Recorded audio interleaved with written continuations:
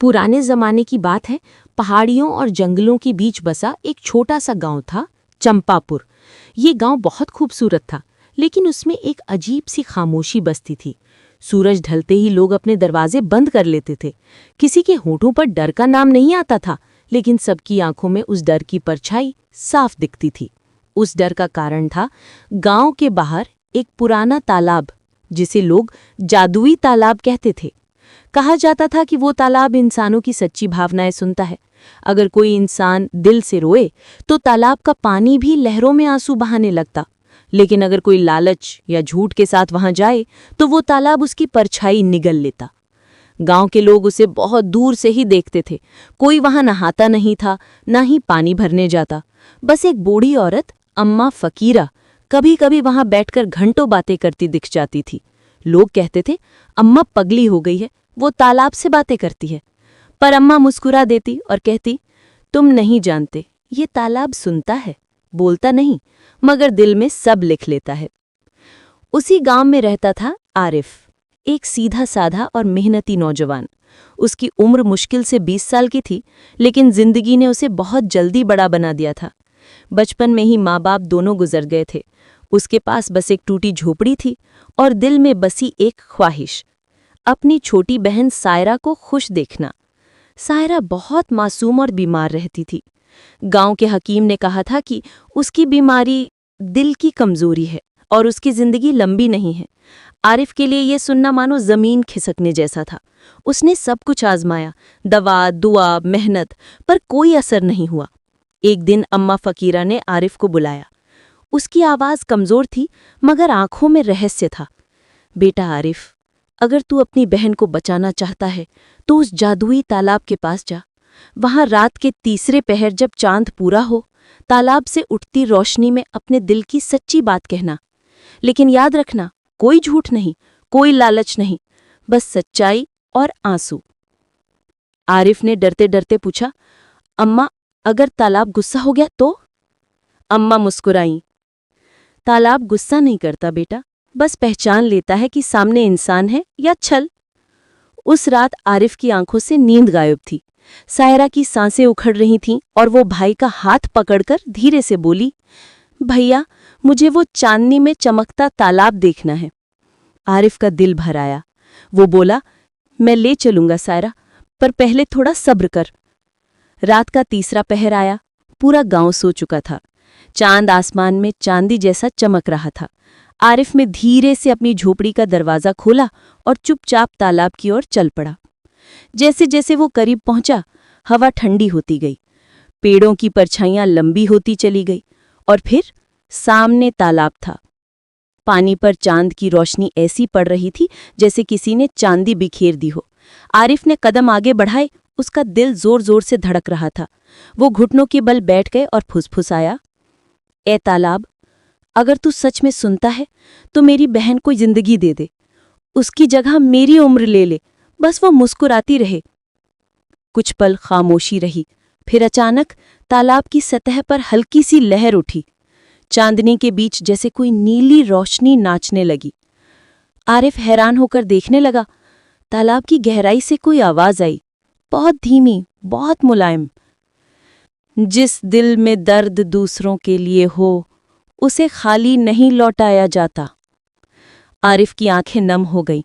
वो कुछ और कह पाता इससे पहले तालाब से एक छोटी सी कांच की बूंद उभरी, मानो जमे हुए आंसू की तरह। वो हवा में तैरती हुई आरिफ की हथेली पर आ गिरी। अगले ही पल सब कुछ शांत हो गया। आरिफ डरते हुए घर लौटा। सायरा नींद में थी। उसका चेहरा पहली बार शांत लग रहा था। और सुबह जब सूरज उगा तो सायरा की सांसें बिल्कुल सामान्य थीं, जैसे कोई चमत्कार हुआ हो। गांव वाले हैरान थे, लेकिन आरिफ जानता था, ये जादुई तालाब की मेहर थी। सायरा पहले से बिल्कुल ठीक थी। उसकी आंखों में नई चमक थी, गालों पर गुलाबी रंग लौट आया था। पूरा गांव हैरान था। जिस लड़की के लिए सबने उम्मीद छोड़ दी थी, वो अचानक कैसे ठीक हो गई? लोग तरह तरह की बातें करने लगे। किसी ने कहा, आरिफ ने शायद किसी फकीर से तावीज़ लिया होगा। किसी ने फुसफुसाया, नहीं, वो जादुई तालाब गया था, वहीं चमत्कार हुआ। पर आरिफ किसी से कुछ नहीं कहता था। वो बस सायरा को देखकर मुस्कुराता और अल्लाह का शुक्र करता। पर उसके दिल में एक डर था। वो पल जब तालाब ने उससे कहा था, जिस दिल में दर्द दूसरों के लिए हो उसे खाली नहीं लौटाया जाता। उस आवाज़ में जैसे कोई छुपा मतलब था, कुछ देने से पहले कुछ लेने की तैयारी। दिन बीतते गए। सायरा खिल उठी। वो खेतों में जाती, फूल तोड़ती, बच्चों के साथ खेलती। गांव में बरसों बाद हंसी गूंज उठी थी, पर आरिफ को रातों को नींद नहीं आती थी। हर रात उसे वही तालाब याद आता, वो नीली रोशनी, वो लहरें और वो कांच की आंसू की बूंद जो उसकी हथेली पर गिरी थी। वो बूंद अब भी उसके पास थी, एक छोटे से कपड़े में लिपटी हुई। एक रात अचानक दरवाजे पर दस्तक हुई। आरिफ ने दरवाज़ा खोला। सामने वही अम्मा फ़कीरा खड़ी थीं। उनकी आंखें लाल थीं, चेहरा पीला पड़ गया था। बेटा, तूने तालाब से मांग तो ली, अब उसका कर्ज चुकाना होगा। आरिफ घबरा गया। कर्ज? पर मैंने तो बस अपनी बहन की जान मांगी थी। अम्मा बोली, तालाब इंसान की दुआ नहीं, उसका सच सुनता है। तूने कहा था उसकी जगह मेरी उम्र ले ले। अब तालाब वही करने आया है जो तूने खुद मांगा था। आरिफ के होश उड़ गए। नहीं अम्मा, मैंने तो बस प्यार में कहा था। अम्मा ने गहरी सांस ली। तालाब प्यार को समझता है बेटा, पर शब्दों का जादू कभी खाली नहीं जाता। अगले दिन आरिफ खेत में काम कर रहा था कि अचानक उसके सिर में दर्द उठा। धीरे धीरे उसकी तबीयत बिगड़ने लगी। हकीम ने कहा, इस लड़के के जिस्म में जैसे जान सूखती जा रही है, कोई अजीब बीमारी है। सायरा घबरा गई। वो दिन रात भाई के सिरहाने बैठी रहती। वो कहती, भैया तू ठीक हो जाएगा ना, तूने तो कहा था मुझे कभी अकेला नहीं छोड़ेगा। आरिफ बस मुस्कुरा देता, अगर मैं चला भी गया तो हमेशा तेरे आसपास रहूंगा सायरा। रात गहराई। सायरा को याद आया वो जादुई तालाब जिसने उसकी जान बचाई थी। वो धीरे से घर से निकली, अंधेरे में जंगल की राह पर चल पड़ी। तालाब वही था, शांत, नीला और चांदनी से चमकता। सायरा जमीन पर बैठ गई और फूट फूट कर रोने लगी। एह तालाब, तूने मुझे जिंदगी दी थी, अब मेरा भाई मुझसे क्यों ले रहा है? अगर कोई कीमत चाहिए तो मुझसे ले ले, बस मेरे भैया को बचा ले। कुछ पल तक सब शांत रहा। फिर तालाब की सतह पर वही नीली रोशनी उठी। सायरा ने देखा पानी के अंदर जैसे कोई चेहरा बन रहा हो। वो चेहरा किसी इंसान का नहीं था, मगर उसकी आंखें इंसान जैसी थीं। तालाब से एक धीमी आवाज आई, जिसे मैंने बचाया है उसकी किस्मत मैंने बांधी है। अगर तू उसके हिस्से की तकदीर मांगती है तो अपनी तकदीर बदलनी होगी। सायरा कांप गई। कैसी तकदीर?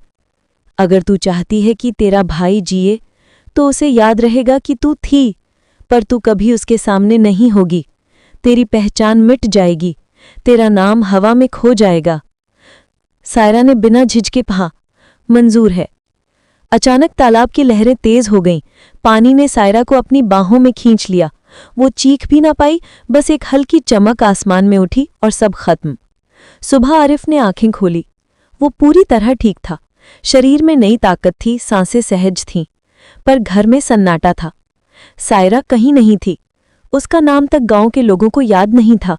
कोई कहता, आरिफ तो हमेशा अकेला रहा है, पर उसके दिल में एक अधूरा दर्द था जिसे वो समझ नहीं पा रहा था। रात को जब वो तालाब के पास गया, पानी में उसे एक लड़की की परछाई दिखी, मुस्कुराती हुई, चांदनी जैसी, और हवा में एक खुसफुसाहट गूंजी। भैया, मैं यहीं हूं, तेरे पास। आरिफ की आंखों से आंसू गिर पड़े। तालाब ने फिर एक हल्की लहर उठाई, जैसे किसी की आत्मा को गले लगाया हो। दिन गुजरते गए। सायरा के जाने के बाद भी आरिफ को हर सुबह एक अजीब सी महक महसूस होती, जैसे किसी ने पास ही फूल तोड़े हों। वो खेत में काम करता, लेकिन दिल में खालीपन था। रात को जब चांद निकलता तो उसे तालाब की ओर खिंचाव महसूस होता। एक रात जब आसमान में बादल थे और हवा में ठंडक, आरिफ फिर उसी रास्ते पर निकल पड़ा। वो रास्ता जहां से कभी वो अपनी बहन को बचाने गया था। एक तालाब की पुकार। जब वो तालाब के पास पहुंचा तो चारों तरफ अंधेरा था, लेकिन पानी पर हल्की नीली रोशनी तैर रही थी, जैसे कोई उसे बुला रहा हो। वो किनारे पर बैठ गया और धीरे से बोला, तूने मुझसे मेरा सब कुछ ले लिया, अब बता तू असल में है कौन? कुछ पल बाद तालाब की लहरें उठीं। एक हल्की धुंध फैली और उसमें एक औरत की परछाई उभरी। उसकी आंखों में गहराई थी, जैसे उनमें सदियों के राज छिपे हों।